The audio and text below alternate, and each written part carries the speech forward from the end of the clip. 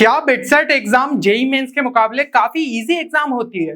हो सकता है ये सवाल आपके मन में भी कई बार आया हो, क्योंकि कहीं ना कहीं हो सकता है आपने अपने सीनियर से सुना हो या फिर ऑनलाइन किसी सोर्स पे ये चीज पढ़ ली हो कि भाई बिटसेट एग्जाम तो बहुत इजी क्रैक करना है। 390 की जो है हमारी यहाँ पे एग्जाम होती है, तो 300 प्लस तो जो है यूं ही लाया जा सकता है ना, क्योंकि एग्जाम का लेवल बहुत ईजी रहता है।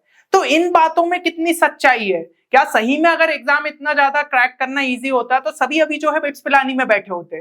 फिर ये चीज क्यों नहीं होती है? तो ये सारे सवालों का जवाब आपको इस वीडियो के अंदर मिलेगा, जहां पे हम देखेंगे कि बिटसेट और जेईई मेंस में क्या डिफरेंस आ जाता है, दोनों को किस तरीके से जो है हम अलग अलग स्ट्रेटजी से दोनों एग्जाम में एक अच्छा रिजल्ट आ सकते हैं। क्योंकि देखो, अगर एग्जाम को आप अच्छे तरीके से नहीं समझोगे तो आप जो है उसमें एक अच्छी रैंक, एक अच्छे मार्क्स नहीं ला सकते हो। ये चीज का ध्यान रखिए।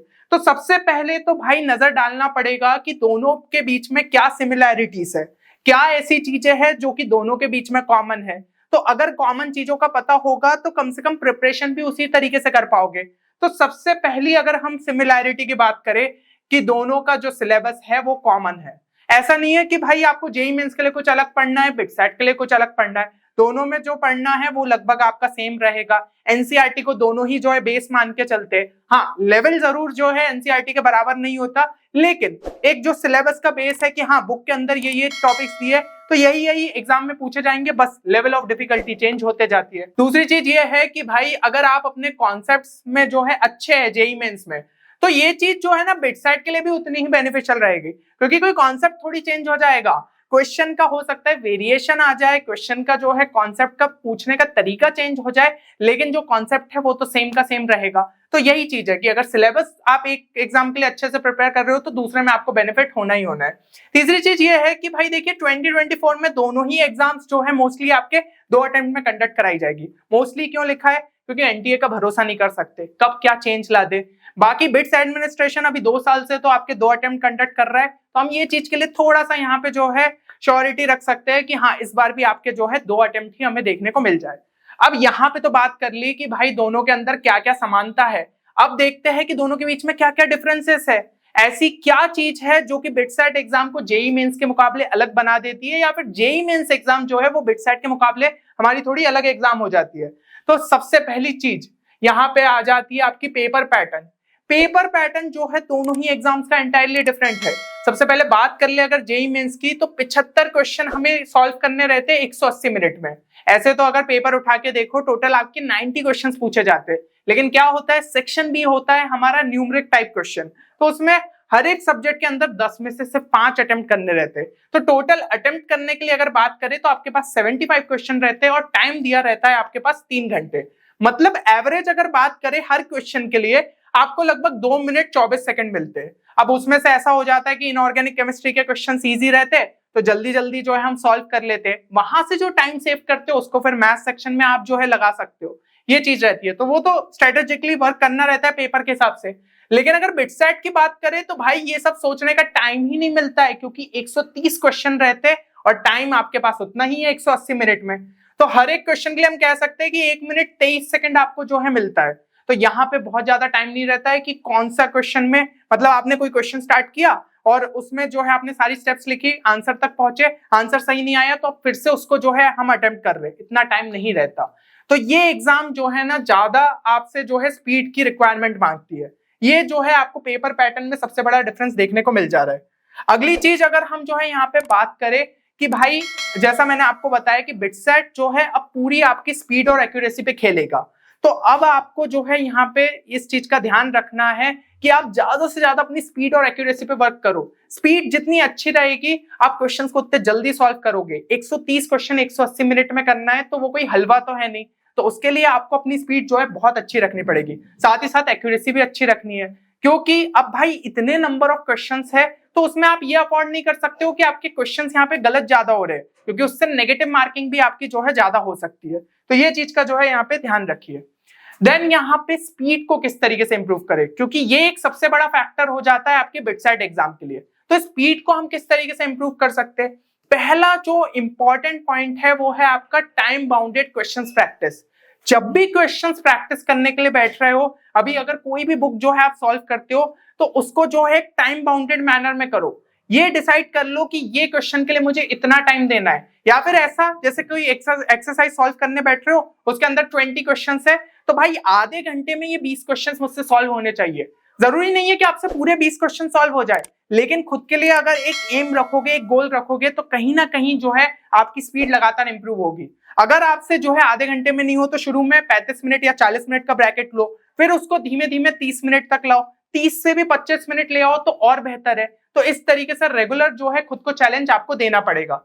सेकेंड चीज है कि आपको ज्यादा से ज्यादा जो है बिटसेट मॉक टेस्ट लगाने पड़ेंगे, क्योंकि यहाँ पे ये चीज समझिए, जेई मेंस में आप बोलते हैं कि पीवाईक्यूज करके जाइए, उससे आपकी अच्छी प्रैक्टिस हो जाती है, आपको पता रहता है कि जेई मेंस में किस लेवल के क्वेश्चंस आ रहे हैं। लेकिन बिटसेट कभी भी अपने पेपर्स रिलीज नहीं करता, तो यहाँ पे सिर्फ एक ही चीज आपके पास बचती है कि आप बिटसेट के मॉक टेस्ट ज्यादा से ज्यादा दो, ताकि आप अपनी स्पीड लगातार इंप्रूव कर पाओ। तो ये बहुत ही इंपॉर्टेंट पॉइंट है। और लास्ट पॉइंट है कि भाई आपको स्मार्ट मेथड यूज करते हुए आना चाहिए, क्योंकि हो सकता है वो क्वेश्चन को, जिस क्वेश्चन को आप सॉल्व करने जा रहे हो, उसमें आप 2 से 3 मिनट लगा दे रहे हो, कोई स्टूडेंट उसको स्मार्टली सॉल्व कर सकता है, कुछ ऑप्शन एलिमिनेशन का तरीका लगा लिया, ग्राफिकली कर लिया उस क्वेश्चन को, और सेकंड्स के अंदर सॉल्व करके ले जाएगा।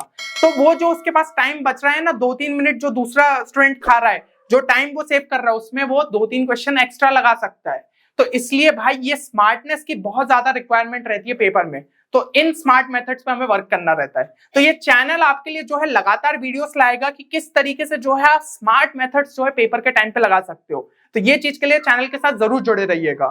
अब अगर हम जो है यहाँ पे नेक्स्ट बात करें, तो नेक्स्ट मोस्ट इंपॉर्टेंट डिफरेंस यहाँ पे हो जाता है एलआर एंड इंग्लिश। भाई जेई मेंस में जो है आपका लॉजिकल रीजनिंग और इंग्लिश नहीं रहता, सिर्फ फिजिक्स, केमिस्ट्री और मैथ्स रहता है। लेकिन बिटसेट में ये सब्जेक्ट जुड़ जाता है, लॉजिकल रीजनिंग और इंग्लिश का। और ये जो है आप इस सेक्शन को ना इग्नोर नहीं कर सकते। अभी मैं ये कह रहा हूं कि भाई 2 साल के लिए ये चीज है कि 2 साल में जो है आपका एलआर एंड इंग्लिश का यहाँ पे वेटेज भी बहुत ज्यादा बढ़ गया है। नहीं तो इससे पहले तो लॉजिकल रीजनिंग और इंग्लिश का उतना ज्यादा वेटेज नहीं था, तो हम ये थोड़ा बोल सकते थे हाँ ठीक है यार, एग्जाम से थोड़े पहले देख लेना, काम हो जाएगा। पर अब इसका वेटेज हो गया है आपका 90 मार्क्स का आउट ऑफ 390। ठीक है, फिजिक्स और केमिस्ट्री की अगर मैं बात करूं ना, उनका भी 90 मार्क्स का है। मतलब जितना भाई केमिस्ट्री का यहाँ पे इंपॉर्टेंस है, उतना ही आपका एलआर एंड इंग्लिश का है, जितना फिजिक्स का इंपॉर्टेंस है, उतना ही एलआर एंड इंग्लिश का है। तो एलआर एंड इंग्लिश को हम छोड़ कैसे सकते हैं? तो अब इस सेक्शन पे भी जो है उतना ही ध्यान देना है। आपके यहाँ पे सहूलियत के लिए हमने एक प्लेलिस्ट ऑलरेडी क्रिएट कर दी है, तो यहाँ से आपको एक आइडिया मिल जाएगा कि भाई किस टाइप के क्वेश्चन एग्जाम में पूछे जाते हैं। तो प्लेलिस्ट के लिंक जो है वो आपको डिस्क्रिप्शन में मिल जाएगी, जाके चेक कर लेना। बीच बीच में जब भी टाइम मिले क्वेश्चन थोड़े बहुत प्रैक्टिस करते रहो। आखिरी के लिए मत छोड़ना कि भाई ये सेक्शन हम आखिरी में 1-2 दिन पहले एग्जाम के पहले देख लेंगे और हमारा काम बन जाएगा, ऐसा नहीं होता है। ठीक है ना? तो लॉजिकल रीजनिंग एंड इंग्लिश के लिए भी उतना ही फोकस करना है। तो अब जो है अपन चलते हैं फाइनल कंक्लूजन की तरफ, क्योंकि सारे हमने जो है यहाँ पे देखी क्या चीजें सिमिलर थी, क्या डिफरेंसेस थे।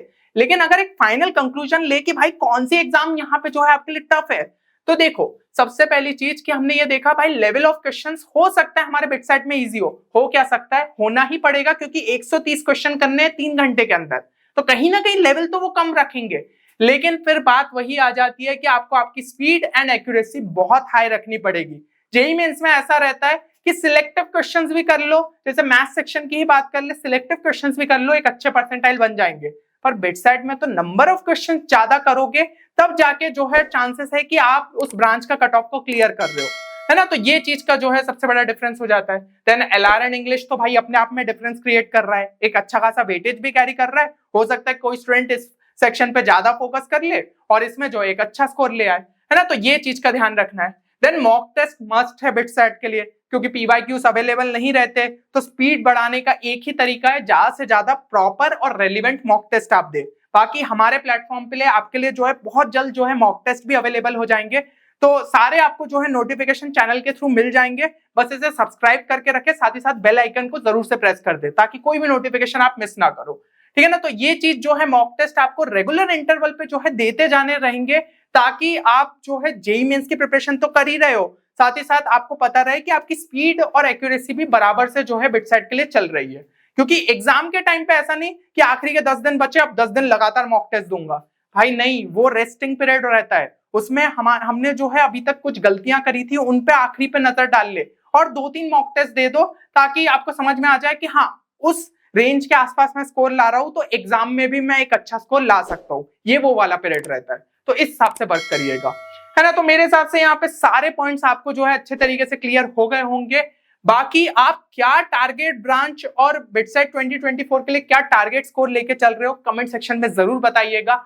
हम देखना चाहेंगे कि हमारे जो यहाँ पे एस्पिरेंट्स जो कि हमारे चैनल के थ्रू प्रिपेयर कर रहे हैं वो कितना बढ़िया जो है टारगेट लेते हुए चल रहे हैं, क्योंकि हर साल हम यहाँ पे जो है हजारों एस्पिरेंट्स को गाइड कर रहे हैं फॉर द बिटसेट एग्जाम और अच्छे खासे रिजल्ट भी निकाल रहे हैं। तो हम चाहेंगे कि आप भी जरूर से जो है हमारे चैनल से जुड़ के यहाँ पे एक अच्छा रिजल्ट बिटसेट एग्जाम के अंदर निकाले। चलिए, तो उम्मीद करता हूं कि वीडियो आप सभी के लिए बेनिफिशियल रहेगा। मिलते हैं अगले वीडियो में, तब तक के लिए take care and good bye.